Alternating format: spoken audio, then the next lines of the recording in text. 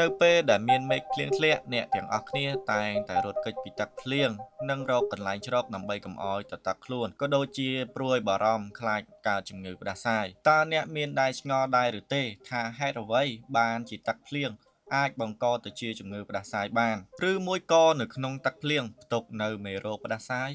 ការពិតទៅនៅក្នុងទឹកភ្លៀងมันមានផ្ទុកនៅមេរោគឬមួយក៏វីរុសផ្ដាសាយនោះទេមូលហេតុចម្បងដែលធ្វើឲ្យយើងផ្ដាសាយបន្ទាប់ពីត្រូវទឹកភ្លៀងនោះគឺដោយសារការផ្លាស់ប្ដូរសីតុណ្ហភាពភ្លាមៗធ្វើឲ្យប្រព័ន្ធការពាររាងកាយរបស់យើងឬមួយក៏ immune system មានសភាពចុះខ្សោយដែលជាហេតុនាំឲ្យពពួកវីរុសដែលរស់នៅសម្ងំក្នុងខ្លួនប្រាណរបស់យើងមានប្រៀបជាងប្រព័ន្ធការពាររាងកាយមេឃភ្លៀងក៏បង្កើនជាសំណើមខ្ពស់នៅក្នុងបរិយាកាសដែលជួយឲ្យមេរោគឬមួយក៏វីរុសផ្ដាសាយលូតលាស់និងឆ្លងបានយ៉ាងងាយស្រួលពិសេសសម្លៀកបំពាក់និងសក់ក្បាលរបស់យើងដែលបានសើមងាយស្រួលបង្ករោគឲ្យមានការរលាកច្រមុះឬមួយក៏រលាកសួតជាដើមវិធីសាស្ត្រចាំបាច់ដើម្បីការពារពីជំងឺផ្ដាសាយគួរញ៉ាំអាហារណាដែលមានជីវជាតិក៏ដូចជាប្រូតេអ៊ីនគ្រប់គ្រាន់ដើម្បីជួយឲ្យប្រព័ន្ធការពារភាពស៊ាំរបស់រាងកាយរបស់យើងមានសភាពខ្លាំងឡើងវិញឬមួយក៏ប្រភេទជាថ្នាំគ្រាប់វីតាមីន C